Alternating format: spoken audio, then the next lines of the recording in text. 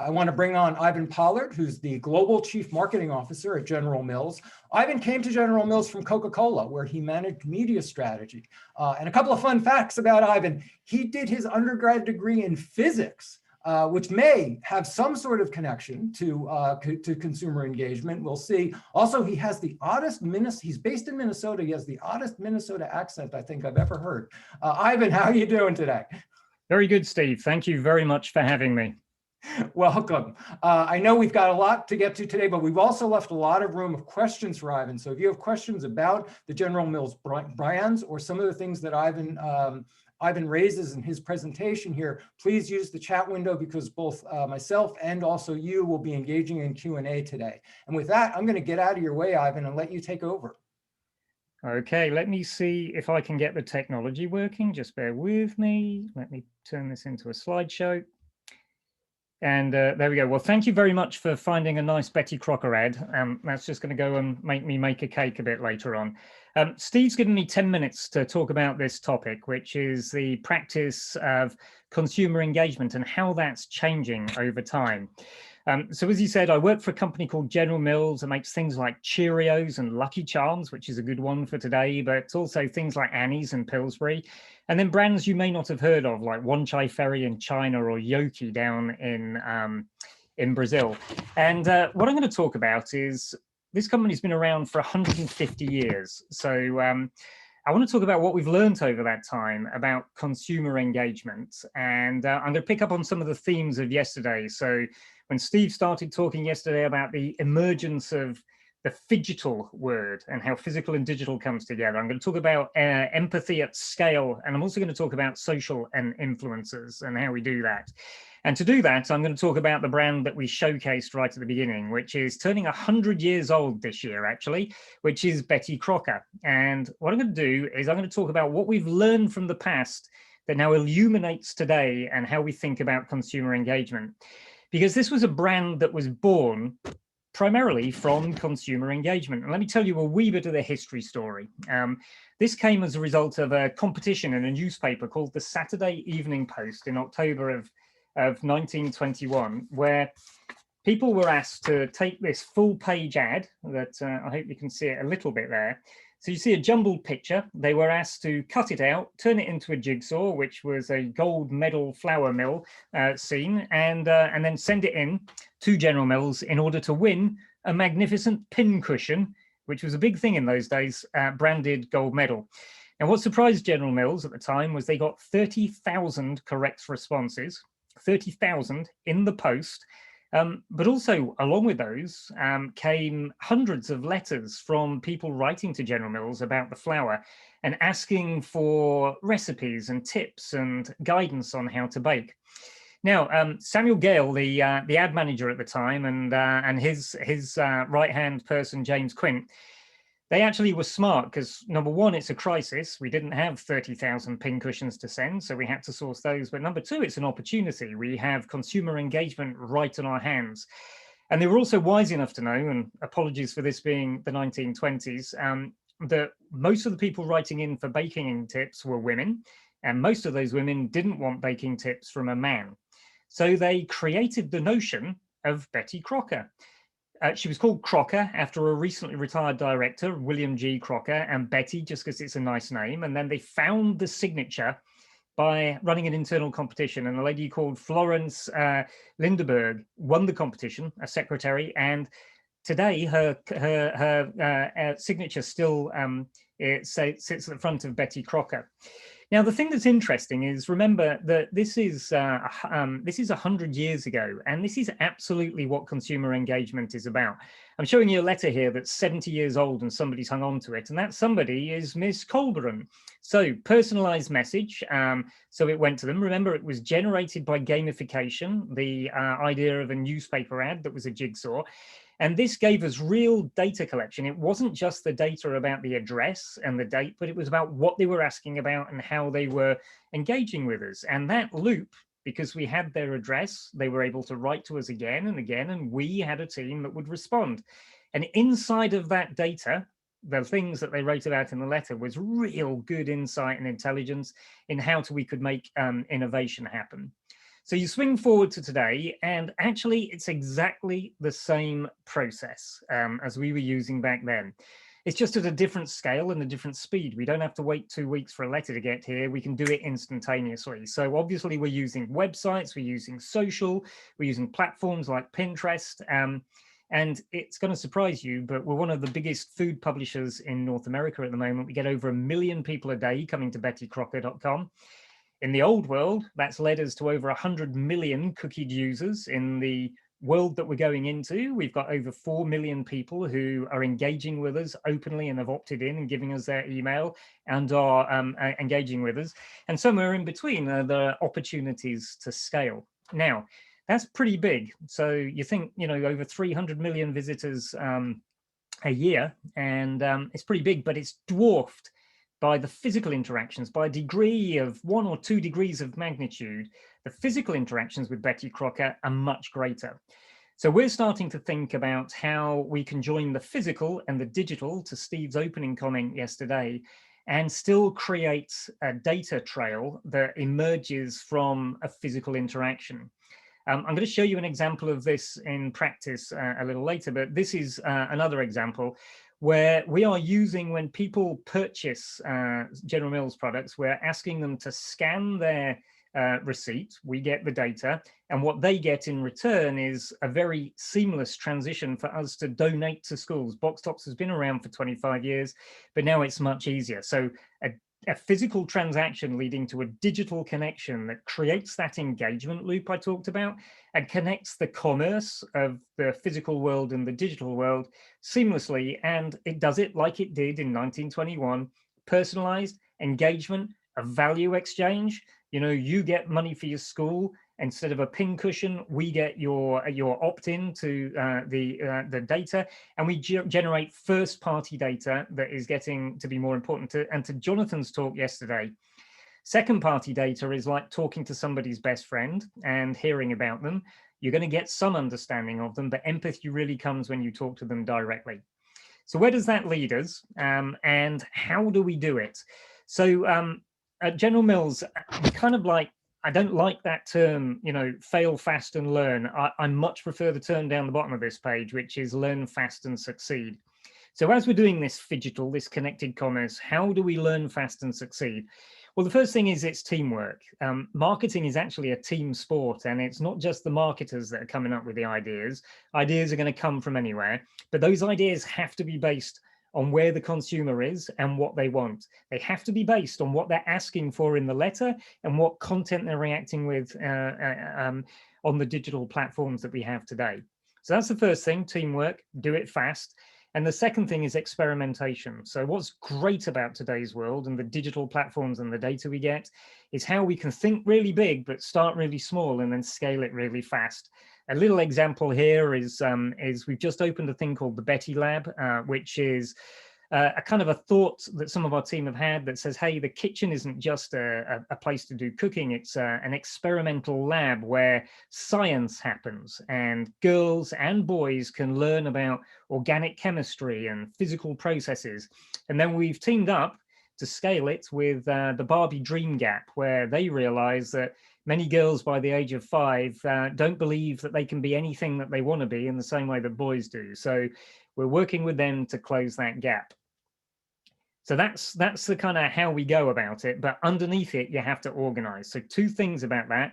Principles. So to John's point yesterday, when he started talking about the fragmentation of the media landscape and the danger of personalizing, over personalizing, brands matter, but brands have to mean the same thing, something powerful to everybody. And as we personalize, they have to mean something special to each somebody. So how do you do both of those things at the same time? You can do it if you believe that every interaction that you make counts. You work in the direction of owned media, earned media, shared media, and paid media, and work out how they work together. And then you have to drive and measure in real time the highest impact for the lowest cost. Now, underneath that might be the principles we stick to. How do we do it? We have a brand anatomy for every one of our brands that talks about its purpose, all the way through to where it's going to show up. That gives us control over time and across geographies, but it allows flexibility inside it. So it's an anatomy, bones that are going to stay solid, and the makeup you're going to put up to show up at Ramadan, which I'll talk about in a minute. We make sure we're always on the platforms that are important to our consumers. So in the roundtable yesterday, we were talking about TikTok and Clubhouse and things like that, and new platforms coming up like Dispo. We're always on those platforms listening. We're only ever always in the conversations that matter to us and to our consumer. And then to get the teams working together on that teamwork, we integrate and create rituals and measure everything. So I'm going to give you an example of how this physical and digital world and those principles and practices come together with teamwork. In looking at what happened in one of our markets, Saudi Arabia, where Betty Crocker is a pretty decent brand, and it was prompted by somebody who was born let's say 92 years later than Betty Crocker, or 90, I can't do the math actually. I can't remember how many years later than Betty Crocker, but somebody can help me with that. That's what digital and data's for. But this little boy, 8 years old, Sultan, he wrote in to Betty Crocker as he was not at school and him and his dad were at home, and he pointed something out that we acted on. So social listening that's going to go into physical action. Let me just play you a video that talks about, remember Saudi Arabia and what the prince is trying to do to close the gender equality gap. Saudi Arabia.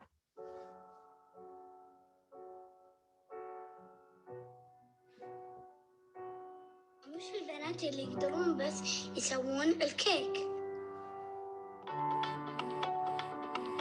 We looked at over 100 products in our market and discovered Sultan was right. Cooking instructions only speak to women.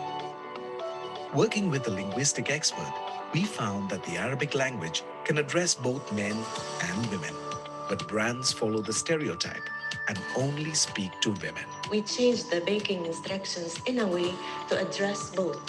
The new progressive instructions addressed all cooks regardless of gender. But we didn't just change a few packs. We changed over 20 million of them, making each pack a symbol of change.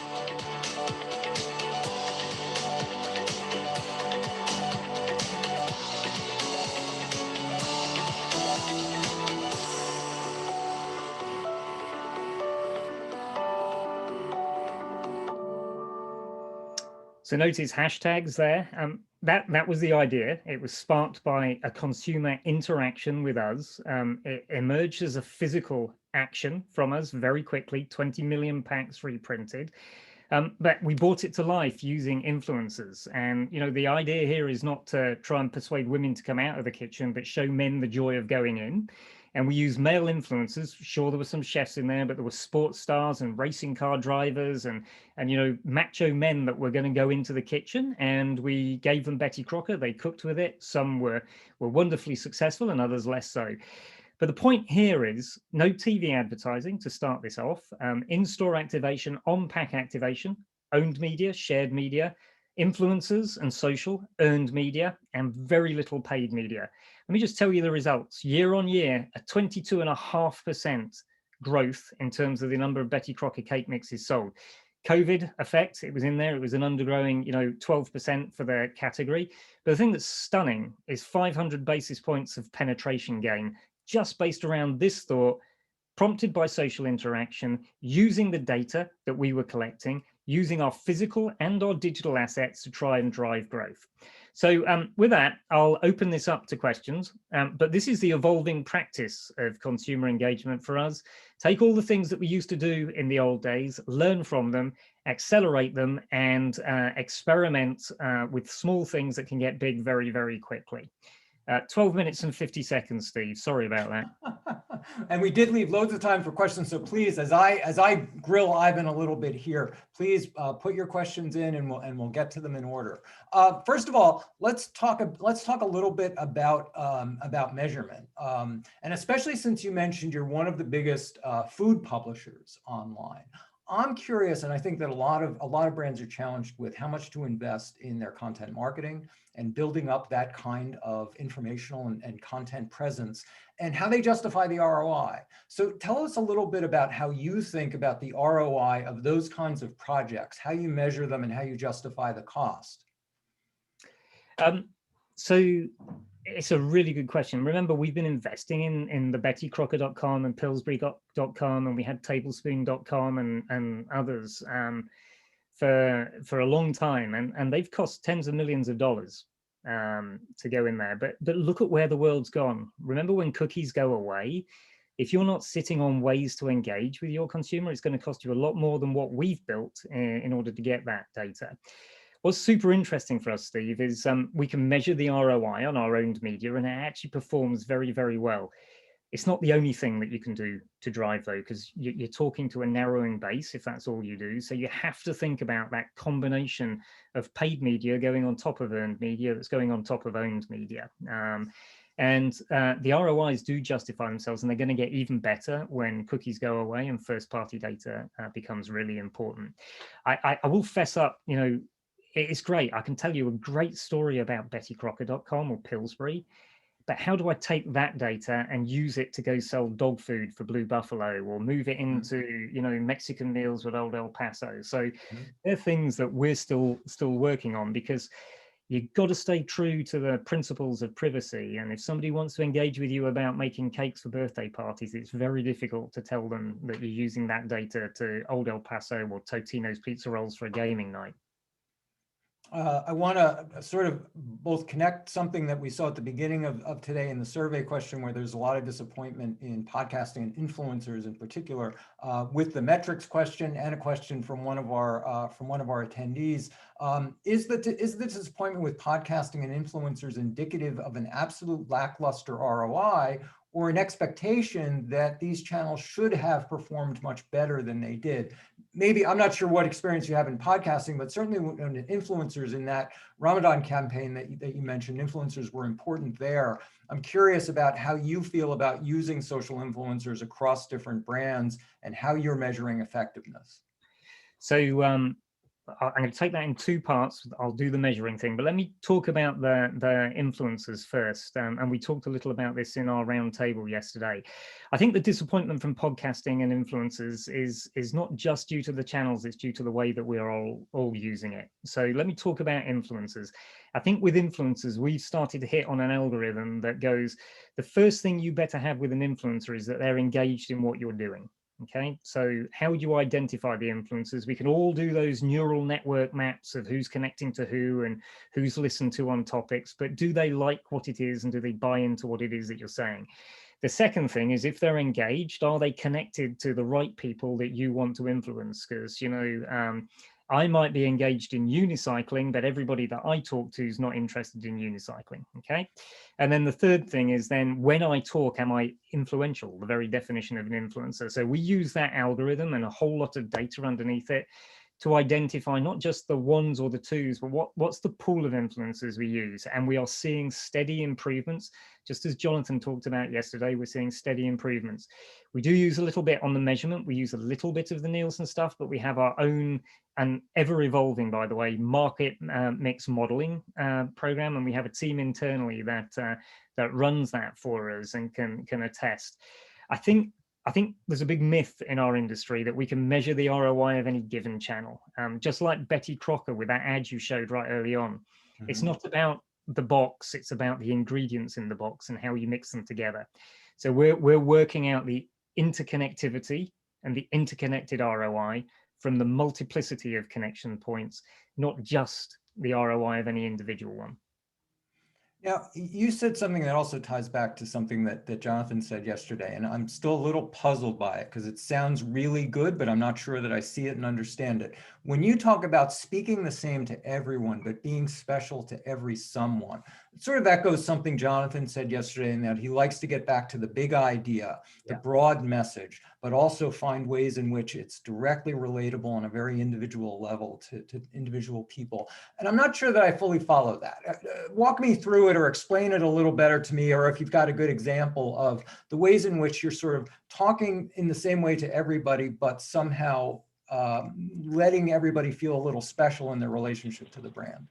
Yeah, I'll give you an example from my old job and then one from the new job, which is, Jonathan's quite right. I loved what he said yesterday, because I 100% believe it, that, you know, beware the danger of personalization at scale. because you will fragment your brand very, very quickly. Because when you start thinking about the machinery we put in place to allow that to happen, you know, my social media expert in I don't know, in England is gonna create something around Haagen-Dazs ice cream that will travel to China. And unless you've got really good controls on that process, you're going to get across each other's ski tips. So why do you have to be the same thing to everybody? That's the very definition of a brand. Everybody needs to see my Betty Crocker cake mix or my Cheerios box or my Old El Paso or my Haagen-Dazs. And it needs to create a connection with them that makes them more likely to buy it than a competitor. Having said that, the opportunity to sell somebody an ice cream on a day when I know that it's hot and a day when I know that they're going to have the kids round to their house because it's their birthday, those opportunities are great. And let me give you the best example of this that I can't take any credit for, because whilst it came from the agency I work with, it also came from Ogilvy, which is Share a Coke, right? Mm-hmm. All they did was put 150 names in Australia when it started on the front of a Coca-Cola bottle and switched out the logo. They were still running ads about, you know, the beach and how fun it was to have a Coke and play volleyball or whatever it is that they were doing at the time. But that personalization at scale, when I had a bottle that said Dave and my name was Dave on it, Coca-Cola was still there and it was still the promise of Coca-Cola, but somehow it felt just a little more special for me in that moment. Mm-hmm. That's what I think Jonathan's after. That's what we're after. And that's where I think this kind of like, can you do both? Can you be personal to the moment and the person and still be the same thing? Because if you're not, you're going to create a diaspora of articulations of your brand that you will not be able to scale. So scale is important to CPG companies. I think that's what Jonathan means. It's certainly what I mean. I know that Lisa's here. We've got a bunch of questions coming in through chat. So I'm going to turn it over to Lisa to bring our audience in. I'm watching the chat. It's saying, go for it, Lisa. Go and hang him up. Go and get it. Yes. Well, first, Steve Monahan, he's available to ask his question himself. Go ahead, Steve. Great. Hey, Ivan, how are you? Good, thank you. Love that presentation. Really great. And I love the idea that the original Betty Crocker kind of concept used gamification as a way to drive that engagement and first-party data collection. Have you guys circled back around to that notion recently in terms of using gamification as a way to engage your consumers and collect kind of more relevant first-party data from them? Yeah, I mean, if I just stay in the Betty Crocker world, they still do the bake-offs, for instance, where they have competitions where people submit their own recipes for what they're doing with Betty Crocker. Pillsbury does it too. That's a version of that. Down the other end of the spectrum, you know, getting engaged with the gaming community. So we've got Totino's pizza rolls that are kind of the easiest thing. You can play with your Switch with one hand and eat pizza rolls with the other. And we're actually embedded in things like 100 Thieves and Call of Duty there. So turning the data collection though into gamification, which I think is what you mean, Steve, is actually something that we are working on because I think it is a big unlock. Remember, I said there has to be a value exchange. We all feel it when we give our data to somebody. You go, well, what do I get? I'm going to come to a brilliant event at MediaPost, but I am also going to give them my email address and open myself up for connections to people who want to talk to me. So value exchange has to be there. So gamification is gone on all the time in our baking communities. And it's alive and well today. And obviously, you know, I mean, we talked about emails earlier on, you know, not surprising, 306 billion emails sent every day in 2021, apparently. But really, when you look at the gaming, the hours spent gaming by the all the way up to millennials, actually, 35 plus, it's actually starting to overtake with some sectors the time they spend on screen consuming content. So yeah, gamification, big thing. Ivan, where are you integrated in Call of Duty? So we've done. I mean, that just made me wonder. Yeah, we've been trying to get them to have the soldiers take breaks and have Totino's pizza rolls, but that doesn't happen. What we do some on-pack promotions where you can get incremental weapons using some codes on the pack and that sort of stuff. So you can get. Okay. I was just curious. Yeah. Totino breaks at war. Totino breaks. We've tried it, but you know they're not there yet, but they will. And then what we want to do is be able to collect the data for how many pizza rolls which particular soldier eats, and then scale from there. I know we got more, Lisa, go ahead. We do. From Andrew. He says, Betty Crocker appears to have been focused 100+ years on making connections to business outcomes. And he says, very smart. But how do you think about solving this problem in digital environments where you are limited to proxy metrics, views, engagements, etc., that are not connected to business outcomes? Great question. So Andrew, I'd lie if I said we have answered that one. So the cause and effect of it, I can't remember what the real word for that is, but the cause and effect has always been a trouble for marketers, even all the way back then. Imagine being Samuel Gale and saying, hey, I'm going to set up an entire team that's going to answer people's letters, and that will sell as more gold medal flour and lead eventually to the creation of Betty Crocker. How is he going to justify the admin cost of hiring, many people to answer letters in real time and tie that back to a business outcome? So we saw the business go up after the event happened, just as today, we spent in owned media, seeing the business perform, and then you go all the way to the results that, I showed you from Ramadan or talked about. They never let me put them down on charts, but Betty Crocker is the category there. It's about 70%, but to get a 5% penetration gain across the period of Ramadan is huge. To go from 50% of households to 55% of households was enormous for us. So can we absolutely and empirically say this over here on this influencer program and that over there in our penetration gain are intimately connected? No. One day, I think the digital outcomes that you're talking about, views and engagement are good. Genuine kind of feedback and getting, like I said, that first party data loop. So if you really genuinely engage somebody and they will tell you, especially through e-commerce or even like you saw on the receipts that we're scanning, if we can tie together, they saw this, they did that, and then they tell us the because, the why, that is actually the most powerful thing that we can do. And we haven't cracked it, but we are thinking about how to crack the question. And Jonathan was saying, I think maybe Mondelez are further ahead than we are even on that. And, when somebody cracks it, and for all of you, the ad nets of the world and the ad medias of the world, that there's stuff in there that the data can unlock. But we are massively focused on data privacy at our end. Okay, and Jim Parsons. Jim, you can have your question. Yeah, glad to. Thank you, Ivan. This is a pleasure to sit in on this presentation. One thought I had was, I'm curious about how, when you position the learn fast and succeed in your efforts to join physical with digital, how do you fit that teamwork in? Is internally at General Mills, how do you drive that change in how people do things? Because obviously there's a lot of process and culture about how things have been done traditionally at General Mills. How do you motivate that change in teamwork? Great question. I kind of skipped over this a little bit. Did you see that I called them lightning storms, which is Yes. just a phrase. I think there are two answers to this. One is about structure and organization, but this is just about a practice that we just started, which is you don't tell them that this is their job or this is what they've got to work on. And this is like taking sprints from the agile process to the extreme.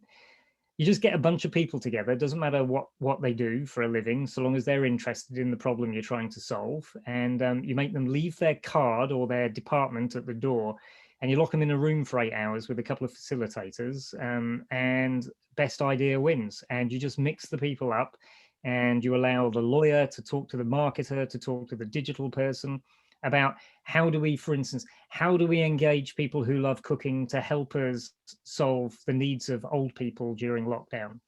You just do that. That's where the Ramadan idea came from. And over there, how do we get men into the kitchen? Just a bunch of people got together and they created the idea really quickly. Then the teamwork comes in, which is actually having to bring that idea to life. So that's how I get to the ideas super fast. You can all do it. We've just created so many processes. And when I was agency side, it was our fault as well, Jim. Agencies would sell you processes that would take 4 months and cost you 250 grand that you could have done yourself in an afternoon. So let's just say that sometimes it's better to do it yourself in the afternoon. By the way, sometimes it's better to do it with an agency for 4 months as well. So fit the challenge to the problem.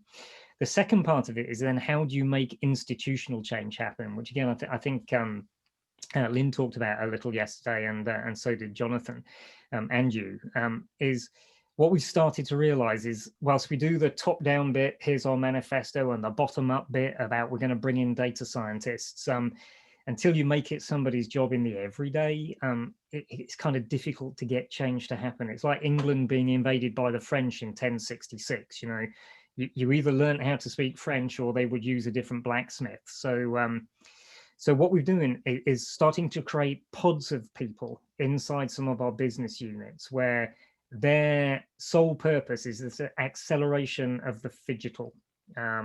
So it includes a data scientist, an insight expert, an analyst, what we call a brand experience person, somebody who brings it to life, a business manager, and then 1 or 2 random people who just said, oh, I'd like to learn that. So they're curious but uninformed, so they don't know what the answer is yet. We've created a few of those pods and put them in the business units, and that's an experiment that is starting to pay dividends. Okay, we have a few more. Excellent, thank you. Okay, from Michael, in box tops, you changed the value proposition recently by increasing the information that the individual consumer must give, going to an individual app instead of the collection point being the school. But you didn't increase the value that the consumer is getting. Have you seen much pushback of this change? We had a lot of folks in our neighborhood schools stop collecting the box tops as they view it as more intrusive. How do you individualize the consumer value in the relationship? Yeah, that's a fair question, Michael, and a good one. The value exchange that we heard, and by the way, this was done with consumers and with some of the box top leaders from schools. The value exchanges, we've made it easier, you know, so you don't have to cut it out. I'm going to come back to that because we did miss one of the points. So it's frictionless. You don't have to cut anything out. You don't have to put them in an envelope. You don't have to send them to a school. You don't have to give them to the administrator. It's seamless and it's easy, and you know, it never misses anything. Well, let's just say the technology is designed to try not to miss anything. It does sometimes, even in my own experience. And so the trade-off was, hey, we're very careful about what we do with the data, but we're going to take your receipt to make it easier for you, and we're going to give directly to the schools to cut it out. There is a super interesting thing that we've started to hear back, because like I say, this came from talking to consumers about what the problems were. We solved the problem, but we took a bit of the magic away as well, which is there was something fun when you're 7 years old, walking in with a little envelope of box tops and giving it to your teacher and saying, I'm helping my school. And there was fun for the mum or the dad to sit down and do that. So we're starting to try and build that back into the digital experience. So, you know, an example would be, okay, well, the only person whose fingerprint will submit is somebody under the age of 15.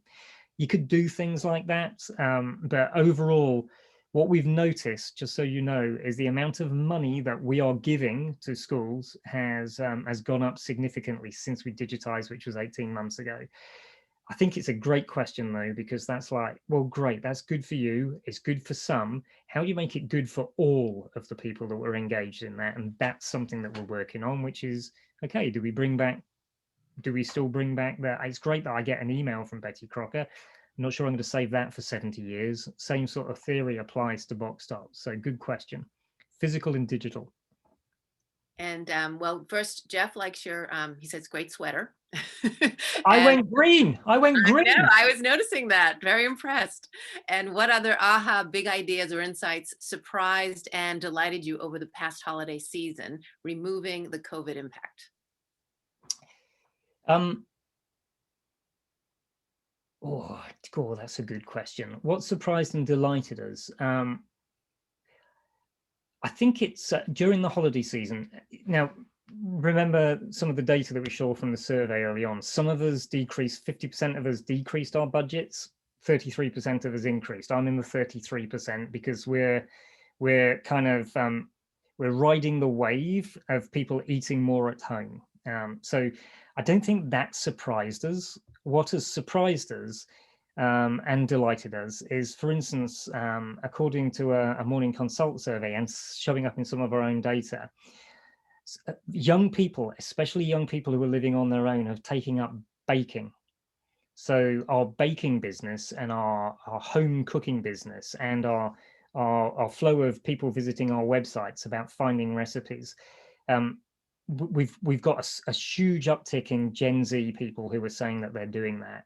The thing that the Morning Consult thing is 43% of them, and this was a survey just after the holidays, are saying they're intending to continue. So I think the thing that's delighted, not just us, but our consumers as well, is starting to realize that sometimes baking it yourself or making it yourself with a little help from Betty or the doughboy, you know, those things sometimes give you a bit more, saves you money, gives you a bit more joy, and saves you a lot of time. So I think we did not see the young people's experience of baking coming, and I think that is something that surprised and delighted us. And then internally, you know, we went very hard on look after our people and serve our consumers. And a lot of the actions for good, you know, kids who weren't going to school, who relied on school meals. How did we reverse engineer our school meals program to get food, breakfast, especially to them in their homes? Some of the great stuff our teams did.